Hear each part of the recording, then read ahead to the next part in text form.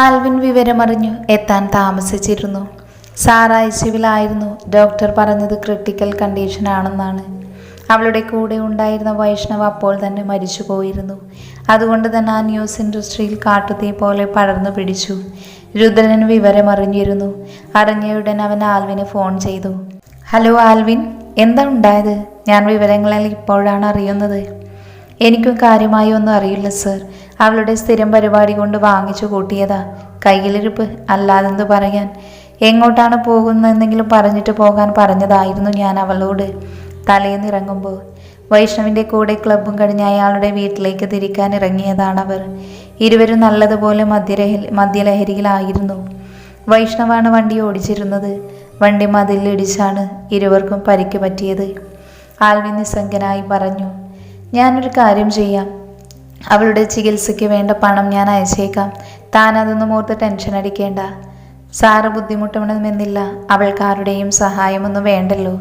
ഇത്ര നാളും കൂടെ ഉണ്ടായിട്ടും അവളുടെ കയ്യിൽ നിന്ന് പുച്ഛവും പരിഹാസവും അല്ലാതെ എനിക്കൊന്നും കിട്ടിയിട്ടില്ല. താനിപ്പോൾ അതൊന്നും ഓർക്കണ്ട. അവൾ എത്ര കിട്ടിയാലും പഠിക്കില്ല എന്ന് പറയുന്നത് പോലെയാണ്. ഒരു മാനുഷിക പരിഗണന മാത്രം കരുതിയായിരുന്നു രുദ്രൻ അവളെ സഹായിക്കാമെന്ന് കരുതിയത്. അവൾക്ക് സുഖപ്പെടും വരെ കൂടെ നിന്നേക്കാനും അത് കഴിഞ്ഞാൽ തൻ്റെ ഇഷ്ടം പോലെ എന്തെന്ന് വെച്ചാൽ ചെയ്തോളാനും ആൽവിനോട് രുദ്രൻ പറഞ്ഞു. കുറച്ച് സമയത്തിനകം ഡോക്ടർ വന്നു. സാർ അജയൻ്റെ കൂടെ ആരാണുള്ളത്?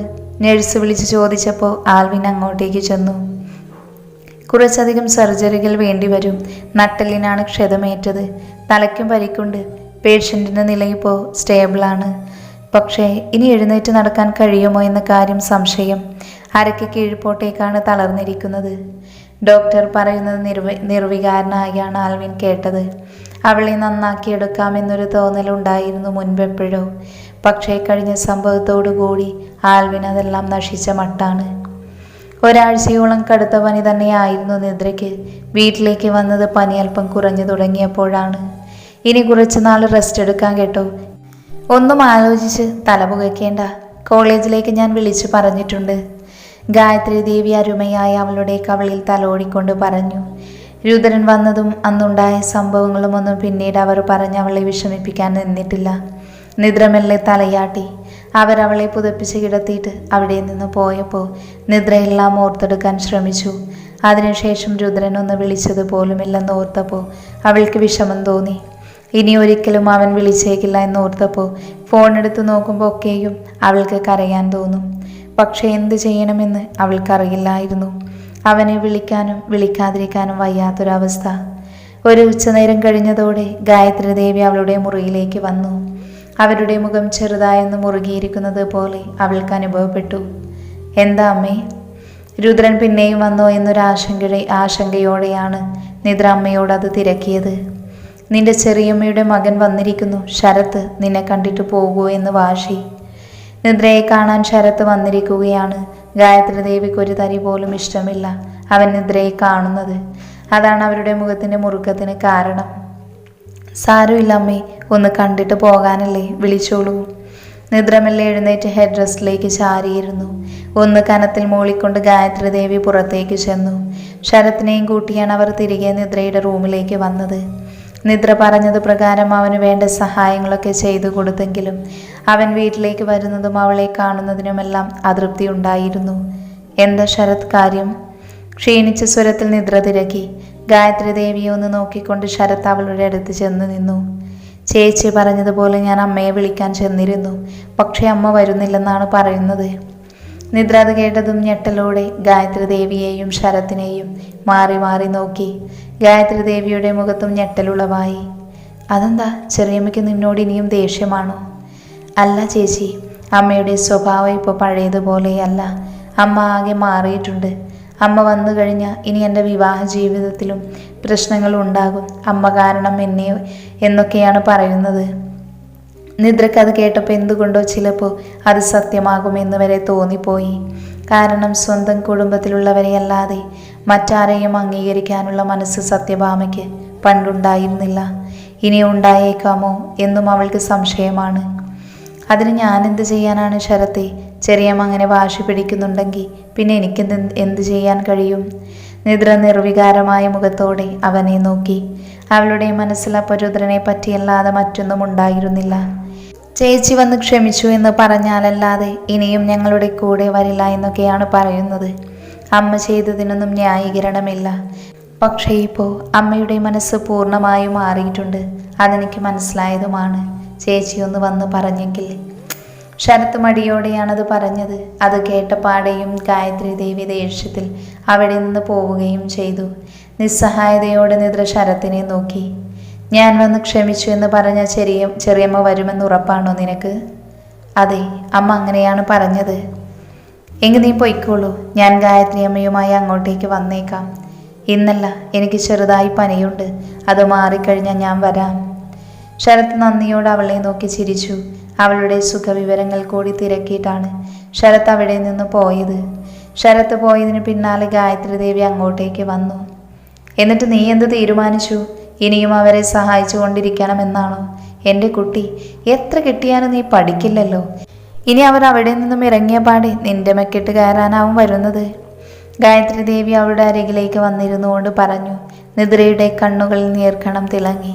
അവൾക്കപ്പോൾ അത് സംസാരിക്കാനായിരുന്നില്ല ആഗ്രഹം. അമ്മേ, അമ്മയ്ക്ക് എന്നോട് വെറുപ്പാണോ? നിറഞ്ഞ കണ്ണുകളോടെ നിദ്ര ചോദിക്കുന്നത് കേട്ടപ്പോൾ ഗായത്രി ദേവിയുടെ മുഖത്ത് അതിശയം തിളങ്ങി. നീ എന്താ ഇങ്ങനെയൊക്കെ ചോദിക്കുന്നത്? ഞാനല്ലേ അത് നിന്നോട് തിരികെ ചോദിക്കേണ്ടത്.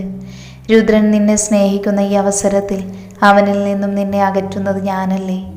അലിവോടെ ഗായത്രി ദേവി അവളുടെ മുടിയിൽ തഴുകി. നിദ്ര ഒന്നും പറയാതെ കരഞ്ഞുകൊണ്ട് അവരുടെ മാറിലേക്ക് മുഖം ചേർത്തു.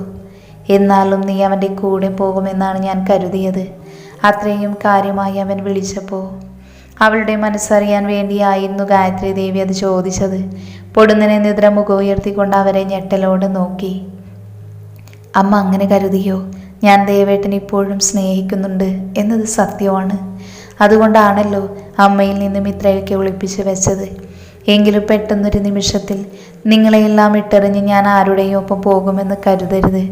എനിക്ക് ആരോരുമില്ലാതായിരുന്നപ്പോൾ അഭയം തന്നവരാണ് നിങ്ങൾ. അങ്ങനെ പോകാൻ മാത്രം നന്ദിയില്ലാത്തവളല്ല അമ്മേ ഞാൻ. നിദ്ര കരച്ചിലോടെ പറഞ്ഞു. ഗായത്രി ദേവി ഇനിയൊന്നും പറഞ്ഞ് അവളെ കരയിക്കേണ്ടെന്ന് കരുതിക്കൊണ്ട് അവളെ ചേർത്ത് പിടിച്ച് കുറേ നേരം ഇരുന്നു. ആരോ കാണാൻ വന്നിരിക്കുന്നു എന്ന് കേട്ടപ്പോൾ സത്യഭാമ കരുതിയത് ശരത്തും ആദിത്യയും കാണാൻ വന്നതാകുമെന്നാണ്. അവരിടയ്ക്കിടെ കാണാൻ വരുന്നത് പതിവാണിപ്പോൾ. കൂടെ ചെല്ലാനും സ്ഥിരമായി നിർബന്ധിക്കുന്നുണ്ട്. കൂടെ ചെല്ലാൻ ഇതുവരേക്കും അവർ മനസ്സ് വന്നിട്ടില്ല. ആ പഴയ വീട്ടിലേക്ക് ചെന്ന പിന്നെയും നിദ്രയെ ദ്രോഹിച്ച ഓർമ്മകൾ കുത്തി മുറിവേൽപ്പിക്കുമെന്ന് അവർക്കറിയാം. റിസപ്ഷൻ ചെന്ന് നോക്കിയപ്പോൾ നിദ്ര ഗായത്രി ദേവിയുമായി സെറ്റിയിൽ ഇരിക്കുന്നത് കണ്ട് സത്യഭാമ ഞെട്ടിപ്പോയി. അവർ ഓടിച്ചെന്ന് അവളുടെ കരം കവർന്നു. കരച്ചിൽ വരുന്നുണ്ടായിരുന്നു അവർക്ക്. ഗായത്രി ദേവിയും ശ്രദ്ധിക്കുകയായിരുന്നു അവരിലെ മാറ്റം. മോൾ ഒരിക്കൽ കൂടി വരുമെന്ന് ഞാൻ കരുതിയിരുന്നില്ല. എന്നോട് ഇനിയും ക്ഷമിക്കാൻ കഴിയില്ലേ കുഞ്ഞെ നിനക്ക്? ഈ ചെറിയ ഒരുപാട് തെറ്റുകൾ ചെയ്തു പോയി.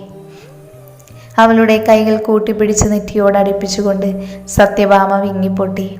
ഒരു ചെറുചെറി മുഖത്തണിയാൻ നിദ്ര പ്രത്യേകം ശ്രദ്ധിച്ചിരുന്നു. എല്ലാ തെറ്റും സ്വയം മനസ്സിലാക്കി മനസ്താപപ്പെട്ടുകൊണ്ടിരിക്കുന്ന ഒരാളോട് ഇനിയും എന്തിനാണ് ഞാൻ വിരോധം വെച്ചുകൊണ്ടിരിക്കേണ്ടത്? എനിക്ക് ചെറിയമ്മയോടൊരു വിരോധവുമില്ല.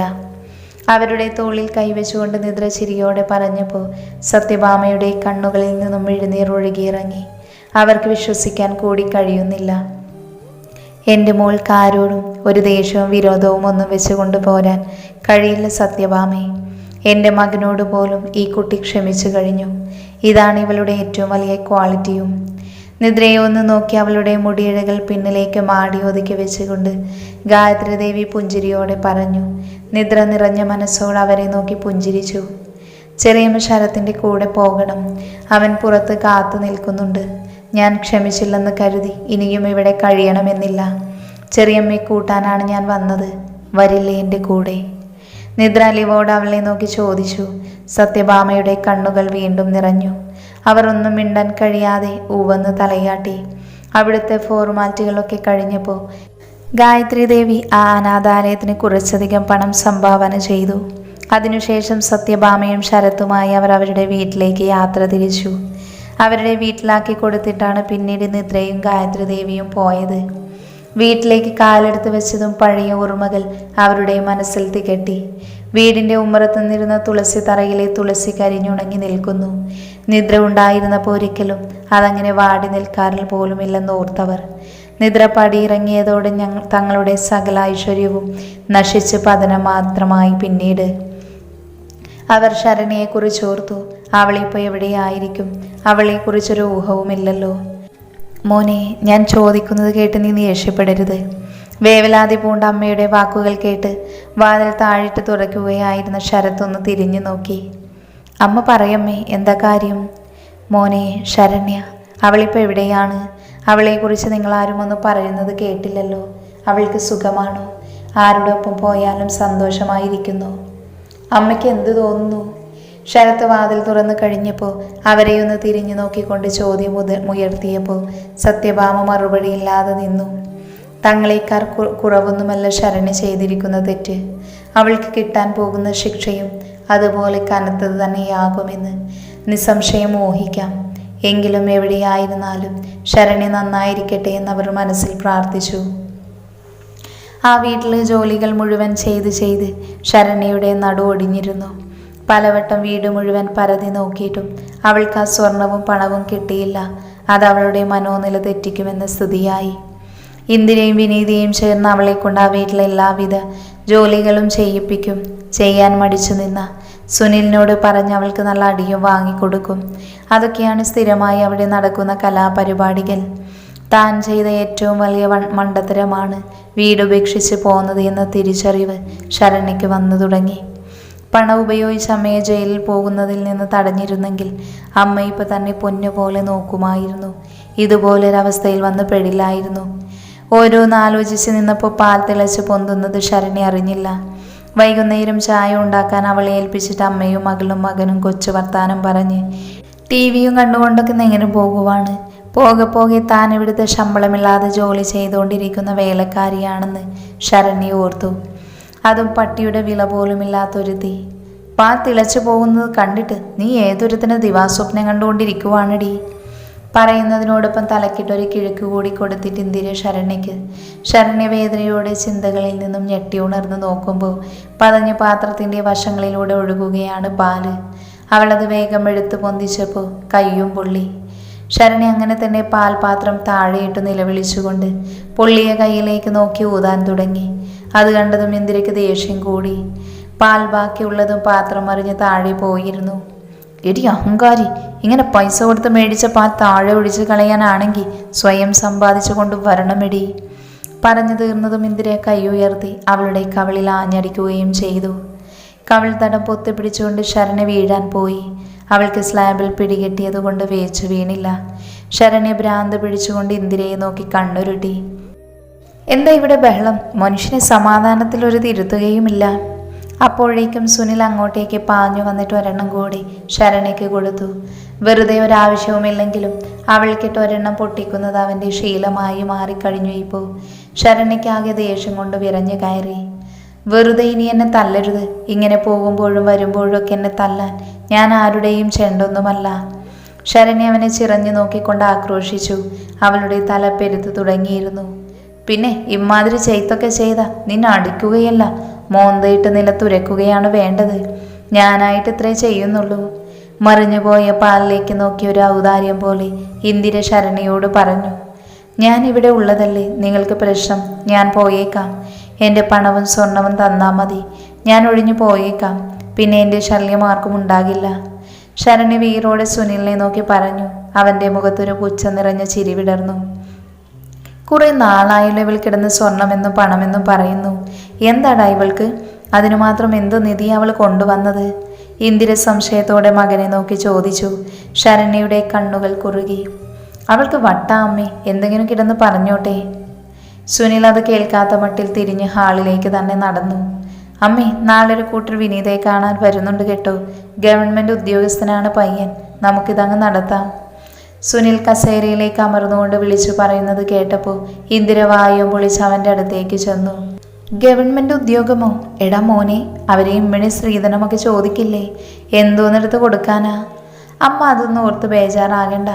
അവൾക്ക് ഞാൻ ഒരു 50 പവൻ സ്വർണവും 2 ലക്ഷം രൂപയും കരുതി വെച്ചിട്ടുണ്ട്. അതങ്ങ് എടുത്തു കൊടുക്കാം. സുനിൽ നിസാരമട്ടിൽ പറയുന്നത് കേട്ടപ്പോൾ ഇന്ദിരയും വിനീതയും പരസ്പരം വാപൊളിച്ച് നിന്നുപോയി. തലക്കടി കിട്ടിയതുപോലെ ശരണ്യയ്ക്ക് മാത്രമാണ് തോന്നിയത്. ഏടാ, എൻ്റെ പണം താടാ. ശരണ്യ ഭ്രാന്ത് പിടിച്ചതുപോലെ പാഞ്ഞു വന്നിട്ട് സുനിലിൻ്റെ കൊരവള്ളിയിൽ കയറി പിടിച്ചു. 2 കൈകളും വെച്ചവൾ പിടിവിടാതെ അവൻ്റെ കഴുത്തിൽ അമർത്തി. സുനിലിൻ്റെ കണ്ണുകൾ പുറത്തേക്ക് വരുമെന്ന സ്ഥിതി വന്നതും ഇന്ദിര അലറി വിളിച്ച് കരഞ്ഞു.